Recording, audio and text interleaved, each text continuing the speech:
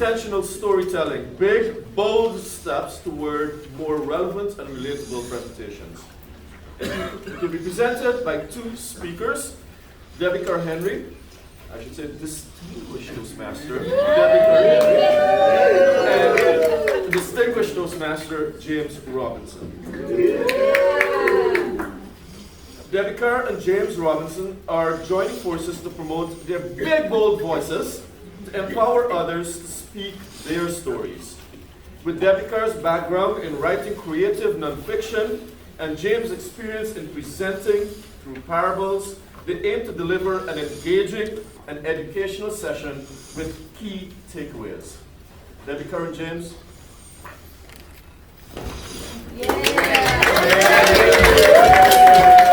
Let's hear it for those Washington Commanders! Anybody? Oh, we have one person back there. Yes! Woohoo! Washington Commanders. Okay, the rest of you are not. Who are the Washington Commanders? Okay, Did they used to be Redskins? Redskins! yeah, they used to be the Redskins. Still are the Redskins. Okay, fellow Toastmasters, to help you understand why I started there with the Commanders, I need to give you a bit of a backstory. When I was in my mid-20s, I worked for a publishing company in Dallas, Texas, in the education department. And a big part of my responsibility was to travel around the United States and help our sales reps put on workshops for their audience or for their customers. Their customers were high school yearbook students and high school yearbook teachers. I was in my 20s, fresh out of college. I was scared to death of public speaking. I was having to learn on the job how to get in front of people and talk. And one of the things that I had just learned was that I needed to connect with my audience. And so my company flew me up to Seattle, Washington, and I was thinking, okay, I need to connect with all of you. And I just heard that week that the Washington, back then the Redskins, had just won a big game. Now, you know where I might be heading with this. Washington Commanders are not from Washington State. They are from Washington, D.C. I go to Washington State, and the sales rep introduces me. I get on the stage, and I go, "What about those Washington Commanders? Woo!" Like I did this morning. Yes, I did. And I got silence and blank stares. Now I was astute enough to know that, okay, something just happened. I don't know what it was, but I'm going to continue on as if nothing had happened. I'm going to stop my story there. I'm going to circle back around to it at the end of my session. But I want to leave you with this question. Now, if you look at your handouts, you can write this question down at the bottom where it says Debbie's Big Bold Conclusion. There's a Q there for question. Feel free to write it there. This is the question. How does a presenter recover when she fumbles her opening? I might add terribly. How does a presenter recover when she fumbles her opening? So keep that question in the back of your mind. We'll come back to it. But at this time, we're going to switch to a different story. And I'm going to introduce my co-presenter, someone who knows a heck of a lot more about football than I do. Please join me in welcoming distinguished Toastmaster James Robinson.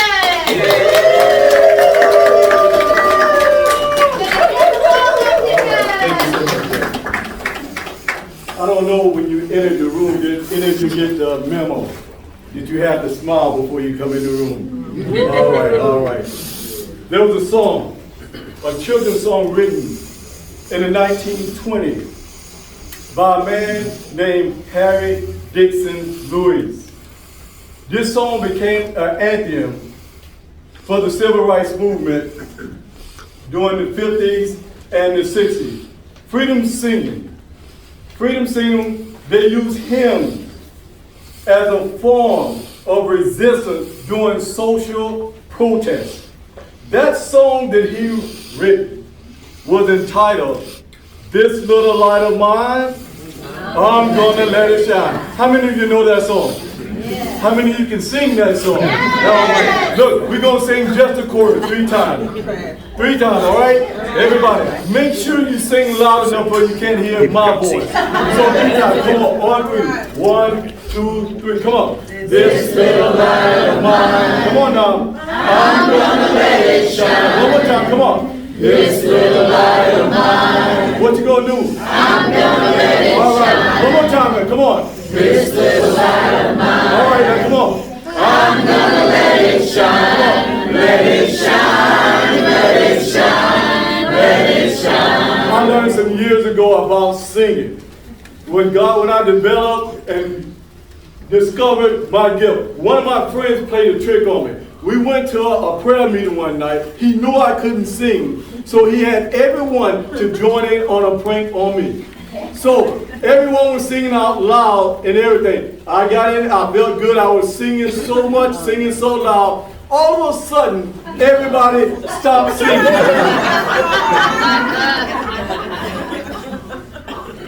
You talking about embarrassment, he just bust out laughing. But you sound good. Ladies and gentlemen, my name is James Robinson. I was born among 5 sisters and 4 brothers, and I'm in the middle. Growing up wasn't so easy. My mother often told me, James, find your gift and let your light shine. Let your light shine. So as I was growing up, I kept that in the back of my mind. So I pursued my gift, trying to find it, what my gift is. After all, among brothers, 5 sisters, growing up, it wasn't so easy. So I pursued trying to find that gift. I went to public school. Sooner or later, I discovered I can play football. I can play football. So I pursued my career as a football player all through high school. Matter of fact, I received a scholarship for playing football at Fort Valley State College. I don't hear no amen. Fort Valley State College in Fort Valley, Georgia. Then, watch this up, man. So, as I began, now I realized I was happy and excited. I received a scholarship. This is the gift my mother was telling me about growing up. James, find your gift. Let your light shine. Now, when I received a scholarship, I said, now I'm in a place where I can let my light shine. All right.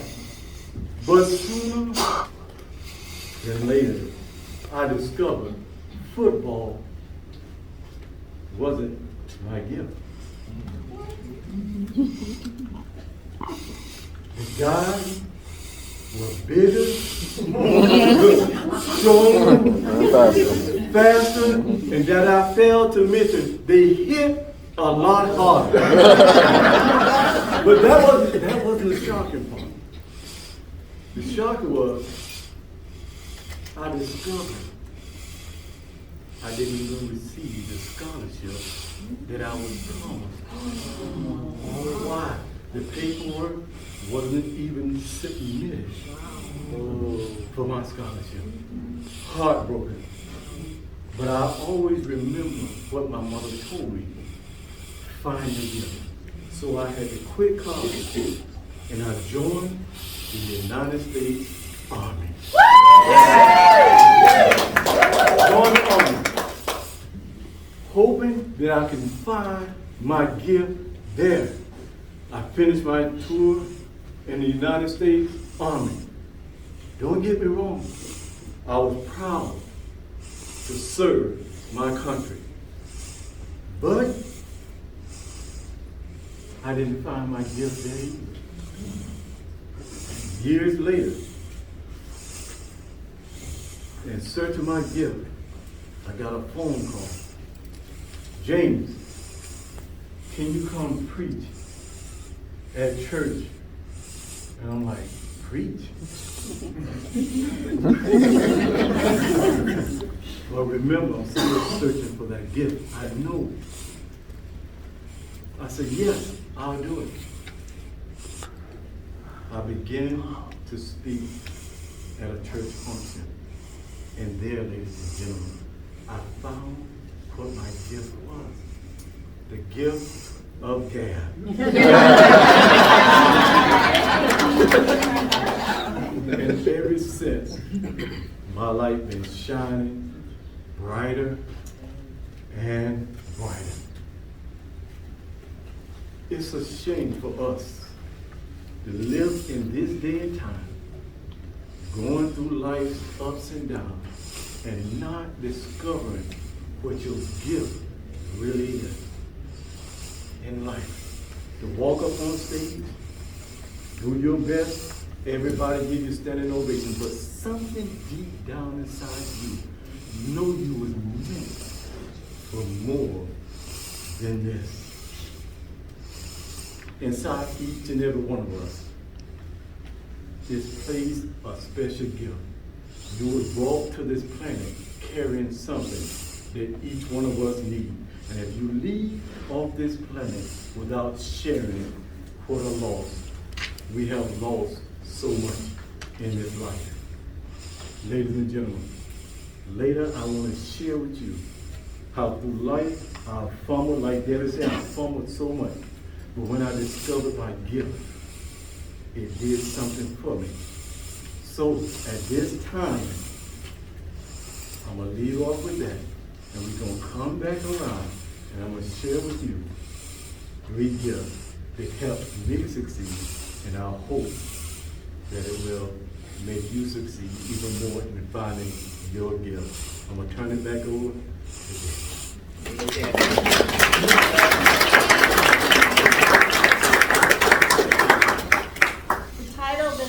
Is intentional storytelling, big, bold steps towards more relevant and relatable presentations. So let's start with that title and that word intentional. I hear a lot now that stories, we need to share our stories, we need to put our stories out there, but how do we know what stories to use? And that's why this session is called Intentional Storytelling. On your handout, I included a little word above the I. What's that word? Deliberate. So whatever stories you use in your presentations, you need to be deliberate about it. They need to have a purpose. They need to have intention. We're going to talk about 3 good reasons. This morning there are a lot of good reasons, but we're going to focus on 3 reasons why you should share your stories in your presentations and 3 reasons why you shouldn't. So let's start with the reasons why you should. The first one is number 1, you can write this down, connect. Stories help us to connect with our audience. And I already touched on that with my opening story, how not to connect with your audience. I learned 2 things from that experience. I learned number 1, that you should always fact check your information. You should know that the Washington Commanders are from DC, not Washington State. Fact check. It's easy to fact check today. Back then it wasn't so much, but that's not an excuse. And number 2, I also learned that to connect with my audience, I need to be genuine in that connection. I didn't care about football. I was trying to connect. I did put out an honest effort, but I wasn't genuine in that effort because football wasn't a connection for me. Does anybody remember who my audience was when I told my story? Anybody remember? High school yearbook students and teachers. You guys are good listeners. I love it. It's still early. So anybody have any thoughts about a story I could have used to open with that would have connected better with my audience? Any thoughts back there? Yes. Possibly about your experience in high school and all the activities you participated in and how much fun it was to be seen in the yearbook. And that can be used as a connection with your classmates and how it impacted you. Yes, excellent. And the ironic thing about that is that I was on the yearbook staff in high school. Let the good times roll, 1983. Yes. And also, I was on my college yearbook staff for 5 years. I was the editor-in-chief my last year. It was a nationally ranked college publication and still is. A lot to be said. Why did I use that story? The point is, know your audience and genuinely connect with your audience. Thank you. You guys know what to do. So number one, connect. Stories can help us connect with our audience. The second thing stories can do is help us empower our audience. And I'm going to hand this one off to James, because when James speaks, that's typically what he does, is he delivers empowerment presentations. So James, back up here on the podium. When you're empowering someone, the story was told once of a man. He had on a suit, tie, but he was bending down, reaching down to grab someone, a bum. And the story goes, the only time you look down on a brother or a sister is when you're trying to what? Pick them up. Family, this morning, that's what we must do as Toastmasters. Go out, look for those who are down, and learn how to pick them up. Not that you're better than them, but you want to give them the confidence and the strength to stand before an awesome audience like this. That's when we empower each other. Matter of fact, with two people, give me something, or tell someone something that you can empower someone with. Anybody, right quick, how would you empower someone who is down on their luck? Matter of fact, how would you empower someone in this room? Even though we're dressed up on the outside, but we're going through something in the inside. There you go. We're either winning or learning. Whoa, winning or learning. Let's go. Yeah. All right. Somebody else. Listen to their story. Listening to those stories. But 10 years prior to COVID, I was asked, matter of fact, I was a volunteer chaplain. And that was one of the qualities that I learned. Sometimes, you don't have the gifts of gab, you want to talk and run your mouth all the time. But I learned to listen. Going in some of the patients' room, I've learned to listen. Listen to their story. Somebody go into the room, they told me they don't want to see a chaplain. I go outside, I pray. Before I leave, operator called Chaplain Robinson, can you go to such and such room?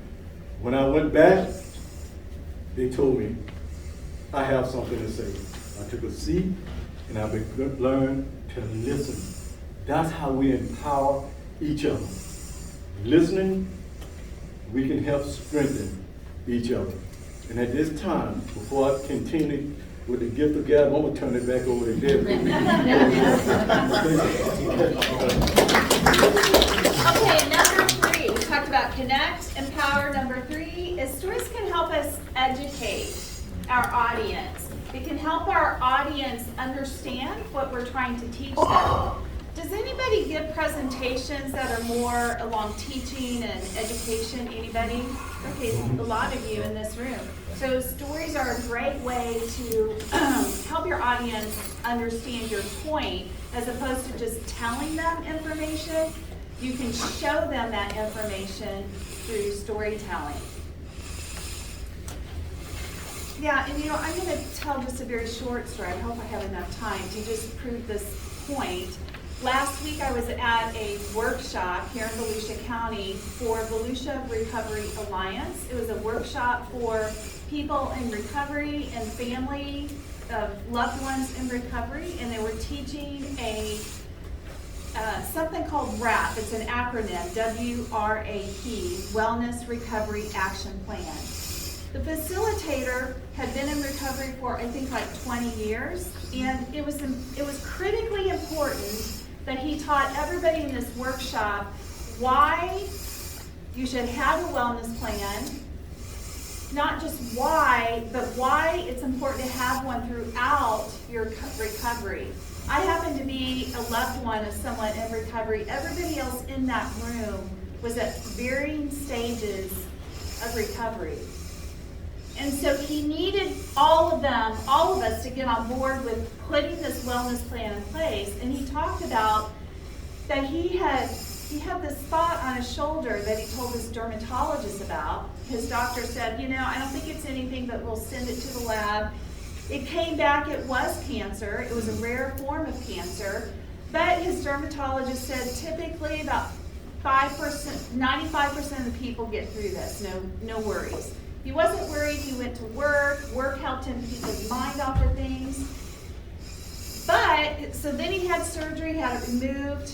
The doctor came back, he said, unfortunately we didn't get all of it. So he had to go through his second surgery. Still, the doctor was reassuring him everything is okay. He went back to work to keep his mind off of everything. Everything was fine. Doctor came back after the second surgery and said, I'm sorry, we have to do a third surgery. At this point, he's stopping. And he's thinking, okay, maybe I'm going to be in that 5%. And things shift in his body. He has his wellness plan in place, which is critically important to helping him stay on track with his recovery. And he says, he pulls it out. And he's already listed things that he needs to do to take care of himself when he feels himself sliding into this place of anxiety. And he realized, I cannot go back to work this time and keep my mind off of this. I need to take care of myself. I'm going to take a couple days off. I'm going to lay low, and I'm going to do the things that I have worked out already on my plan. He'd been in recovery for like 20 years. His point was, he didn't tell us this is important for all of you. He showed us through a story. So number 3 is educate. If you're needing to educate your audience, use stories to do that. Show, don't tell. Okay, let's transition now into 3 reasons why you would not want to use stories in your presentation. The first one is ego. You do not want to use stories to stroke your own ego, and I will tell a quick story to demonstrate this. There is a presenter and writer out of Jacksonville whom I really like. He has a great podcast. He brings in a lot of people who are empowering. And so I pick up some of these podcasts, and he had a guest on his podcast one time who is a marathon runner.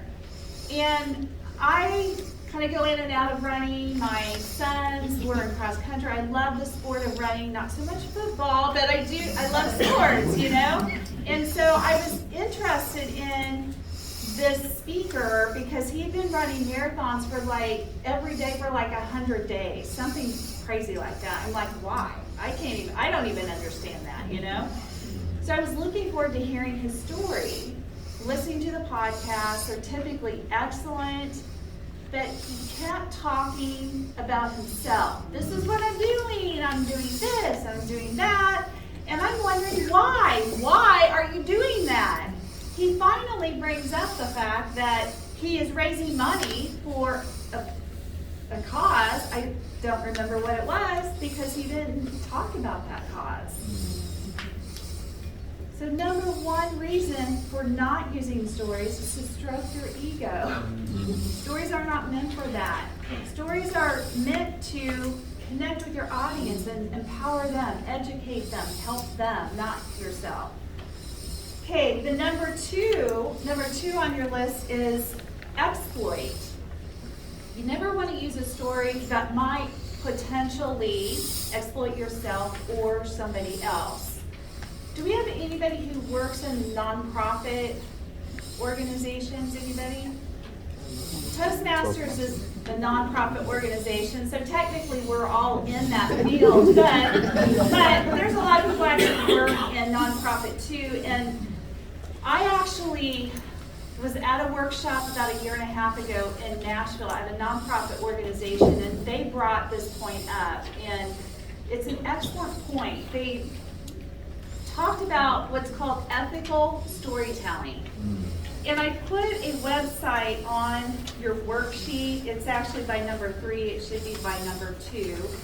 So if you go to ethicalstorytelling.com, you can learn a lot more about this. I'm not going to spend any time on it, but it's the point of it is this. If you're especially in nonprofit work, they use stories to help raise money, right? And so what they have discovered in the past is sometimes they're not always using those stories to the best interest of the very people they're trying to help. Ethical storytelling, okay? So you never want to use a story that may have the potential to exploit anybody. And you can get more information about that at that website. And then the third reason actually ties into this last one, timing. So maybe you want to use some of your stories in your presentations, and maybe your story is a difficult story. I shared one earlier about people in recovery. Those stories are really difficult. And here in Volusia County, I'm hoping that Toastmasters can start helping people in recovery start telling their stories, because one of their goals is to overcome stigma in the area of recovery. And Toastmasters can help in this area, help people find their voices and tell their stories. But the timing needs to be right. So sometimes you're working through some hard stuff, and yeah, there's a lot of benefits to sharing your story because it can help others, but you might need to work through some of that before you start presenting it. Or you might need to work through pieces of it and maybe just share a part of your story, and the more you become more comfortable and confident in it, you can share more of it. So always consider the timing of it. You might want to process some of your story like with a coach or a counselor and work through pieces and parts of it first before you actually get up here on a podium and speak it. Because you don't want to, you want to keep speaking it, and you don't want to get up and speak it and it's too early and you never want to say anything more about it, right? So timing is number 3. Okay, so let's circle back around now to the conclusions to James's story and my story, and then we want to get all of you involved in this storytelling.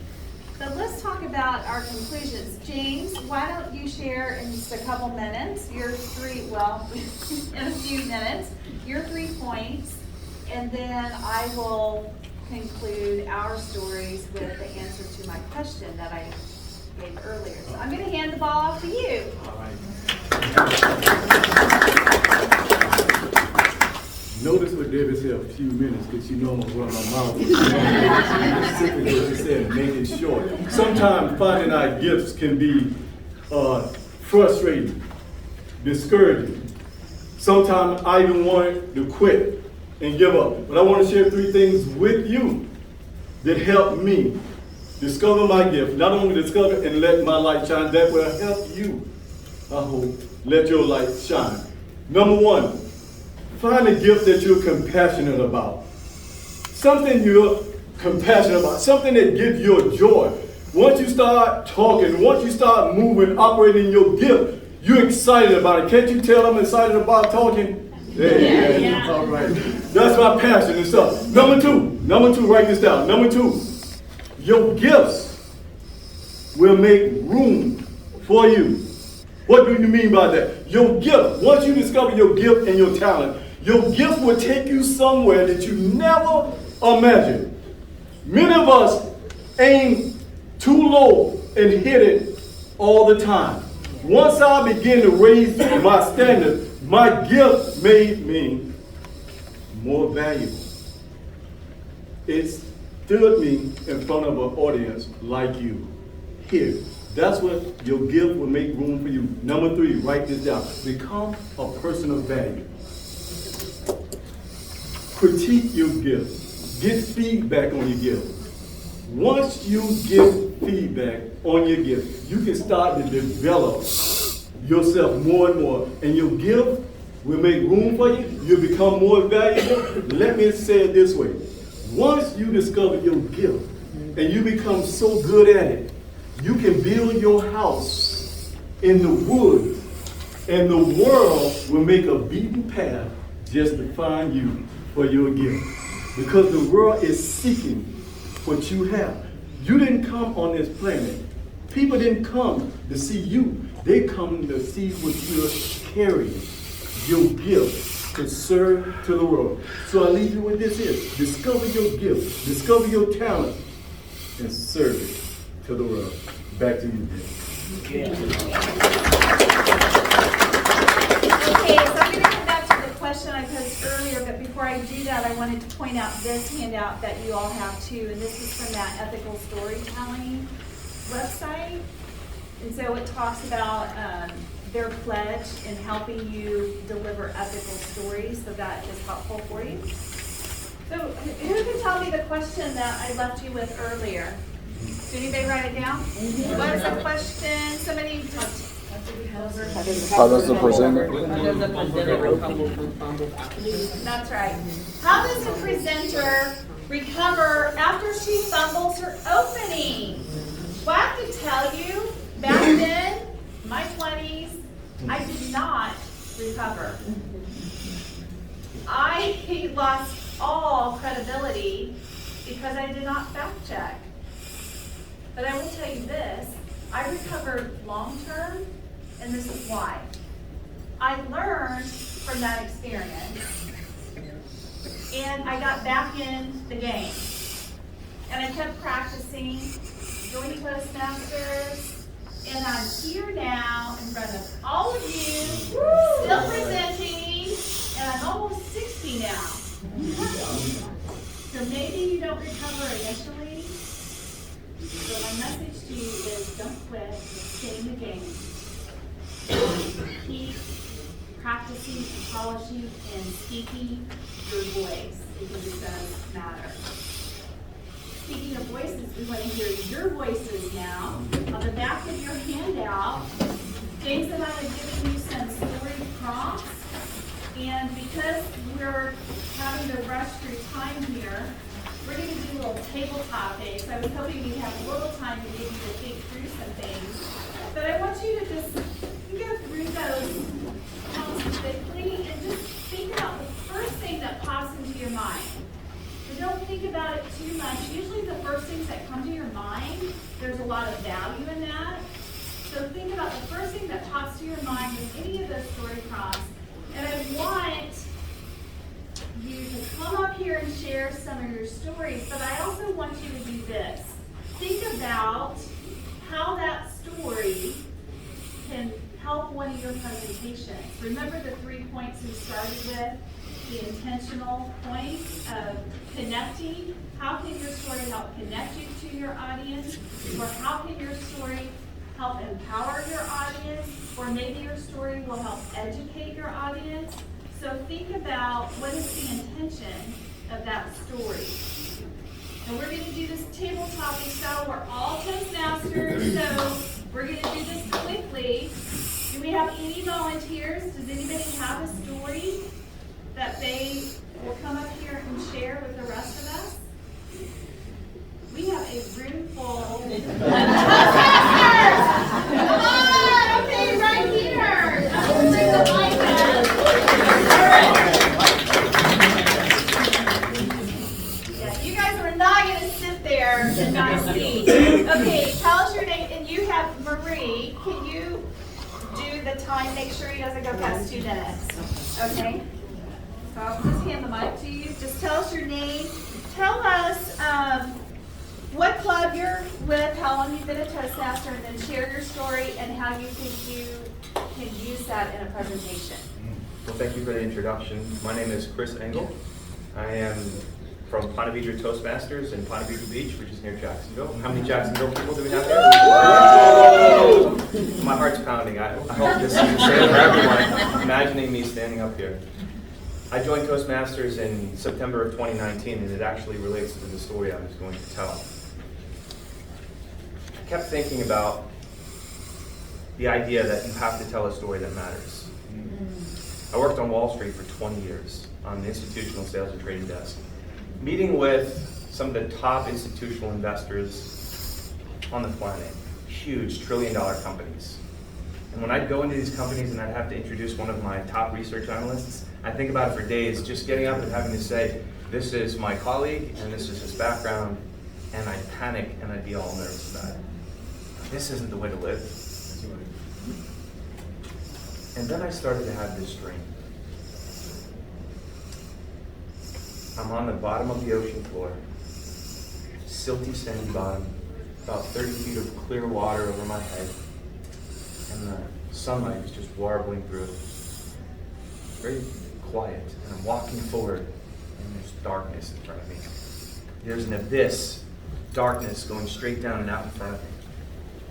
And the first time I had that dream, I was terrified. Imagine being underwater, that feeling like you can't breathe, just, panicking.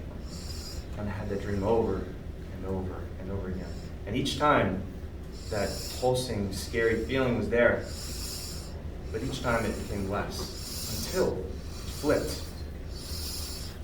And it wasn't scary anymore, it was beckoning me into it. And the last time I had that dream, I walked into my boss's office the next morning, and I said, I can't do this anymore. He said, you might be the highest paid person in this entire office. Have you lost your mind? I said, probably. And it was because of the word that I finally understood inside that dream. It was one word that went from a whisper to a shout. Jump. And I still don't know what my mission is, but since that point, I've had the benefit of meeting some incredible people. I've helped to start a charter school in Jacksonville where we have almost 1,000 students. And I didn't do this myself. It was a partnership, and we all have gifts and we all have failings. But somehow, a bunch of people who don't know how to run a school have created a charter school in Jacksonville that won an A in its first year, and will continue to grow from that challenge. The second thing I saw was the pain of watching 700 students stand on a waiting list saying, I would want to be in that school. And so we had an idea, and that was to create an alternative education platform. In our first year, we had a really mediocre website. We had 1,000 parents sign up all over the world. We had 300 people engaged. This year we're endeavoring to do 3 times as many, and maybe we'll get to 10 times as many, to tell people that there are alternative ways to educate their children. And then I decided that I needed to push myself further, so I invested in the Central American Special Economic Zone. I realized there are more things that I can do with my life. But ultimately, got the second half of life, and I've decided I'm going to devote it to making the world a little bit better with the gifts that I have been given, whatever they are, every single day. Give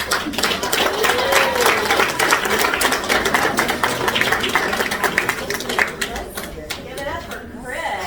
What I love about that story, Chris, is, can you guys hear me? Yeah. Okay. We're videotaping, that's why we're trying to have the microphones for everybody. What I love about that story is it's another example about how you can use your voice to get out there and speak into the world for a greater cause. And that's what I see Toastmasters is about.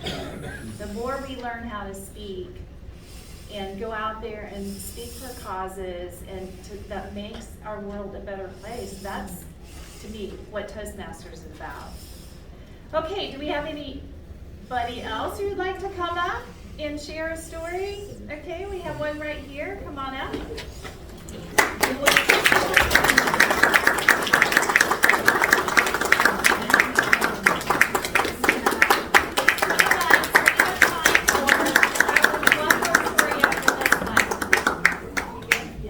Okay, so we need your name, your club, how long you've been a Toastmaster, share your story. We have a timer right here. And tell us why, the intent behind your story, okay? And the way it's teaching, but it's a suggestion. Okay. That's for Toastmasters. And I'm Phyllis Fuller. I belong to the You can Winter hold that. Haven Yeah. Toastmaster Club. I've been a I don't know, Toastmasters since 2004, as if you want to know how many years do the arithmetic. But I have just a suggestion. When I was first learning to speak, and they said, have a topic. Oh my gosh, what topic can I talk about? Where can I find a suggestion? You have material every time you step into a new room. Yes. And this is an experience of mine, and I believe it happened here in this hotel. In my room, there is an extra roll of toilet paper. Read the label. It says professional. Now, what would that mean? Do you have to be a professional person to use that toilet paper? Is that only a specific time that's better than something else? And when do you need to use it? What can you do? And I made a speech out of that to present to my Toastmaster club. And it was a 5 to 7 minute speech. You have material wherever you go. Just keep on working on it.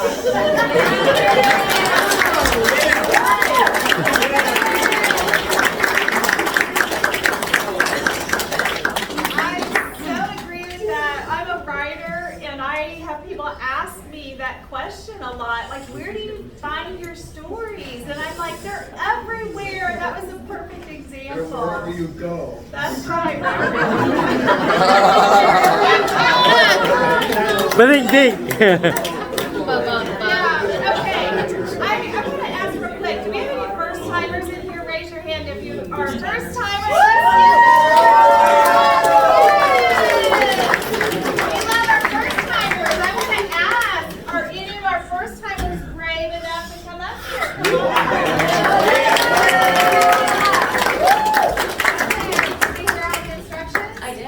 Awesome.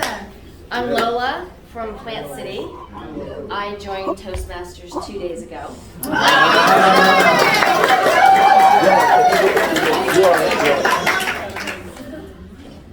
That's a good story right there.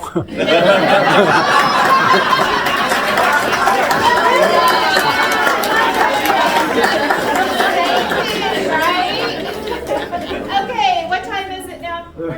It's 10:12. 10:12. Okay, we unfortunately need to wrap up. We're supposed to be done by 10:15.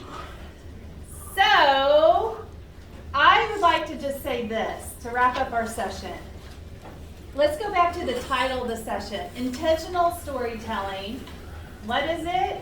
Big, bold steps for more relatable presentation. Yes. Notice that James and I never gave you any big, bold steps, and that's in our title. Well, those big, bold steps, fellow Toastmasters, are for you to take. From my story, when you fumble, get back in the game and stay in the game. And James, can you tell us why that might be important? Yes. Fellow Toastmasters, I fumbled, and I fumbled a lot. I remember we was playing a game in Key West. Thought we was winning. The last handoff was to me. I was going towards the goal to make a touchdown. I got blindsided, I got hit, and I got hit hard too. And I fumbled the ball. It cost us the game. It cost us the game. So all the way from Key West back home down here to DeLand, Florida, guess what? I had to think about all these things. Then I began to hear about a lot of stuff. You should have held the ball closer to you. Not only that, it came film day. We had to watch the film of the game. He played the film over about 100 times. And I was just sitting there. But I started to learn by fumbling, I can get back in the game. I can get back in the game and learn from it. So fellow Toastmasters, as we go through this challenge, this life, let us learn to fumble. Let us learn to be embarrassed. Let us learn to fumble, but always remember, I can get back in the game. Get back in the game, and when you get back in the game, you'll stand up here and make big, bold steps in your life. And that's what we are now. That's what we're doing as Toastmasters. Letting others see. You can fumble, and get back in the game.